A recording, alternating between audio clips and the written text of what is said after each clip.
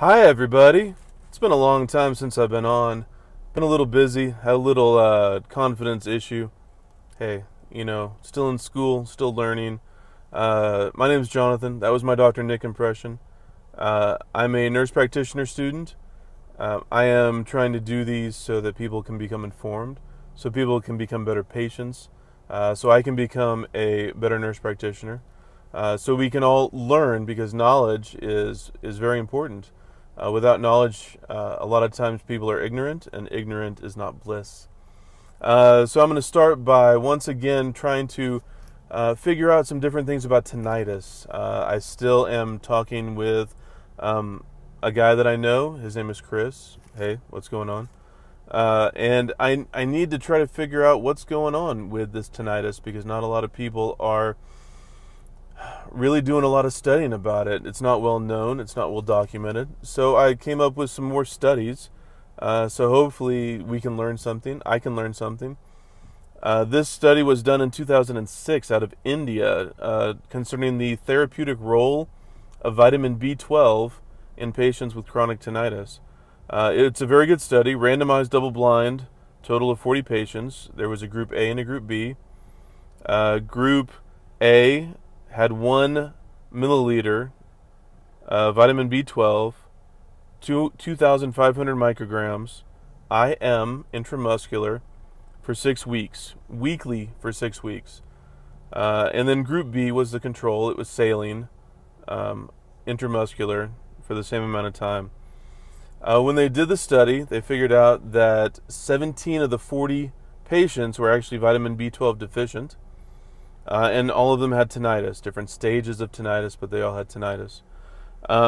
There were 9 exclusion criteria, so they kicked people out of the study that fell into some of these issues: congenital issues. In others, you were born with issues that cause tinnitus; psychiatric illness; chronic noise exposure, say from shooting too many weapons or going to a rock concert, and you have that constant ringing; drugs such as steroids and vasodilators; and diseases such as hypertension and diabetes and anemia. So all of these people were excluded.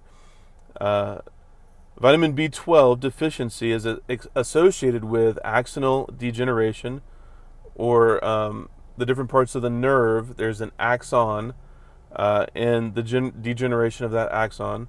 Demyelination, which is another part of the nerve. Think of the insulation around the nerve itself. It helps conduct nerve impulses. So demyelination means that it's actually breaking down. And then apoptic neuronal death, where you actually get neuron cell death. So B12 deficiency is very dangerous when it comes to nerves. The study found that those patients in group A that took the vitamin B12 had improvement in the tinnitus after the 6 weeks of therapy. That's a pretty big deal. Now, from my nurse practitioner perspective, subcutaneous or intramuscular shots hurt, and they suck, because you have to go to the doctor every week, you have to get shot every week, but the absorption level is extremely high, and it bypasses the stomach, because the stomach needs something called intrinsic factor, and intrinsic factor helps convert vitamin B12. And so intramuscular shots stop the need for the stomach. And the IM, like I said, has a greater physiological absorption factor. You do need to get a vitamin B12 lab test, blood lab test. And ways to increase vitamin B12 is increase your dairy, increase your eggs, increase your cheese, increase your milk. And one little side note about milk, I would prefer raw, grass-fed, hay-fed is okay, milk, where it comes straight from the cow, straight to my glass. That is by far the best way to drink milk. If I could, I would bring the milkman back, and I would have him deliver milk to my front door, and I would drink it. As it is, you try to find raw milk people, and be careful about the state that you live in, because there's a lot of weird laws when it comes to raw milk. So vitamin B12, awesome, shows that it improves tinnitus. If you like it, if you like this video, if you learned something, subscribe. That'd be awesome.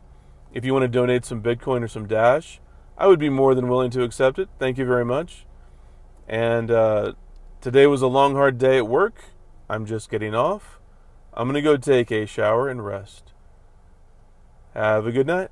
Bye, everybody.